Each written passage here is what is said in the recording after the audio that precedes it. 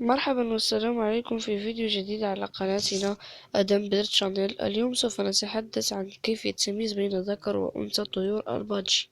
بالنسبة للذكور طيور البادجي فإنها تتميز بلون كير أزرق، وكلما صار الذكر أكثر زوجية كلما صار لون الكير أزرق غامق. أما بالنسبة للفراخ فإن ذكورها يكون لون كيرها بنفسجي كما في الصورة،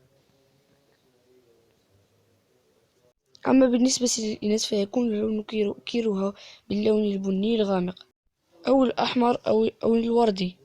كلما كانت صغيرة كلما كان لون كيرها باللون الأبيض. إذا أعجبك الفيديو عزيزي المشاهد لا تنسى الضغط على زر الاشتراك وتفعيل الجرس ليصلك كل جديد.